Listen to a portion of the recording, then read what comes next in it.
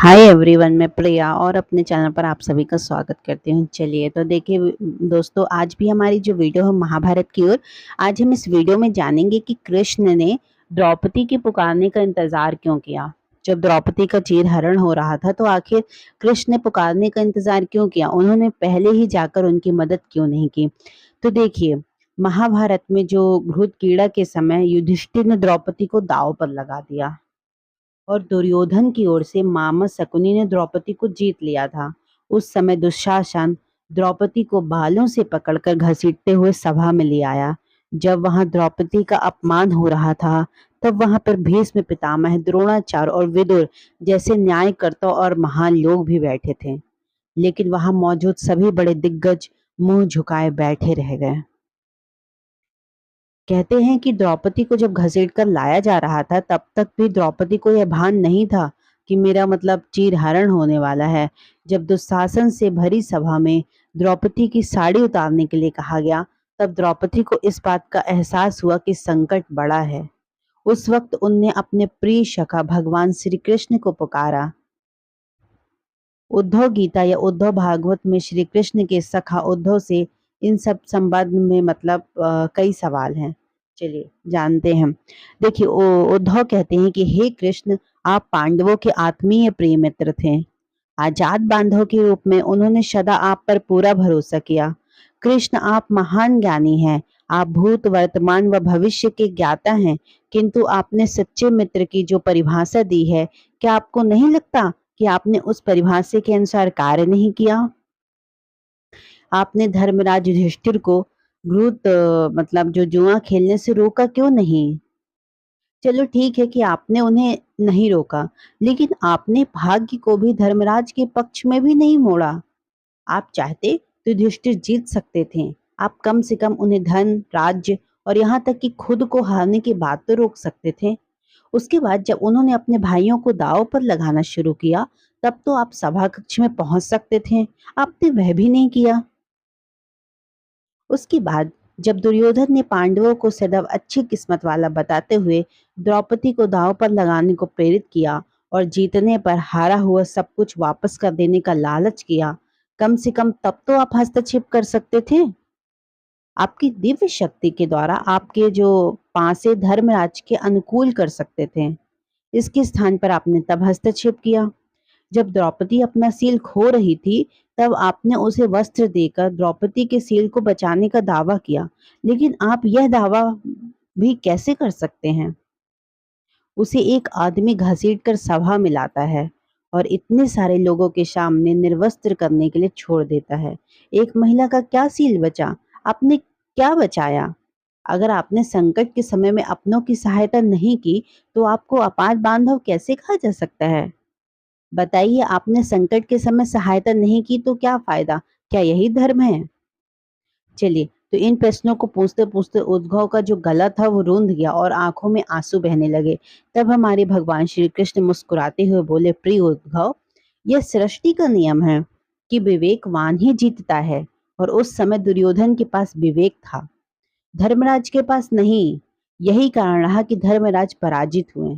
तब फिर से उद्धव ने परेशान देखकर कृष्ण जी से आगे बोले, दुर्योधन के पास जुआ खेलने के लिए पैसा और धन तो बहुत था, लेकिन उसे पासों का खेल खेलना नहीं आता था। इसलिए उसने अपने मामा शकुनी को घृतक्रीड़ा के लिए उपयोग किया। यही विवेक है। धर्मराज भी इसी प्रकार सोच सकते थे और अपने चचेरे भाई से पेशकश कर सकते थे कि मैं उनकी तरफ से खेलूंगा। जरा विचार करिए, अगर शकुनी और मैं खेलते तो कौन जीतता? पासे के अंक उनके अनुसार आते या मेरे अनुसार? चलो इस बात को जाने दो, उन्होंने मुझे खेल में शामिल नहीं किया। इस बात के लिए उन्हें क्षमा किया जाता है। लेकिन उन्होंने विवेक शून्यता से एक और बड़ी गलती कर दी कि उन्होंने मुझसे प्रार्थना की मैं तब तक सभा कक्ष में ना आऊं जब तक कि मुझे बुलाया न जाए, क्योंकि वे अपने दुर्भाग्य से खेल मुझसे छुपकर खेलना चाहते थे। वे नहीं चाहते थे कि मुझे मालूम पड़े कि वे वहां पर जुआ खेल रहे हैं। इस प्रकार उन्होंने अपनी प्रार्थना से बांध दिया और मुझे सभा कक्ष में आने की अनुमति नहीं दी। इसके बाद भी मैं कक्ष के बाहर इंतजार कर रहा था कि कब कोई मुझे बुलाता है। जैसे भीम, अर्जुन, नकुल, सहदेव सब मुझे भूल गए। सब अपने भाग्य और दुर्योधन को कोसते रहे और अपने भाई के आदेश पर जब दुशासन द्रौपदी को बाल पकड़कर घसीटता हुआ सभा कक्ष में लाया, द्रौपदी अपनी सामर्थ्य के अनुसार जूझती रही। तब भी उसने मुझे नहीं पुकारा। उसकी बुद्धि तब जागृत हुई जब दुशासन ने उसे निवस्त्र करना प्रारंभ किया। जब उसने स्वयं पर मतलब फिर उसने बोला हरि हरि अभयम कृष्णम की गुहार लगाई, तब मुझे उसके सील की रक्षा का अवसर मिला। जैसे ही उसने मुझे पुकारा, मैं अविलंब पहुंच गया। अब इस स्थिति में मेरी गलती बताओ क्या थी? तब उद्गव बोले कि कान्हा, आपका स्पष्टीकरण प्रभावशाली अवश्य है, किंतु मुझे पूर्ण संतुष्टि नहीं हुई। क्या मैं एक और प्रश्न पूछ सकता हूँ? तो कृष्ण की अनुमति से उद्गव ने कहा, इसका अर्थ यह हुआ कि आप तभी आओगे जब आपको बुलाया जाएगा। तो क्या संकट से घिरे भक्त की मदद करने आप स्वतः नहीं आओगे? फिर कृष्ण जी मुस्कुराए और बोले, उद्गव, इस सृष्टि में हर एक का जीवन उसके स्वयं के कर्म फल के आधार पर संचालित होता है। ना तो मैं इसे चलाता हूँ और ना ही मैं इसमें हस्तक्षेप कर सकता हूँ। मैं केवल एक साक्षी हूँ।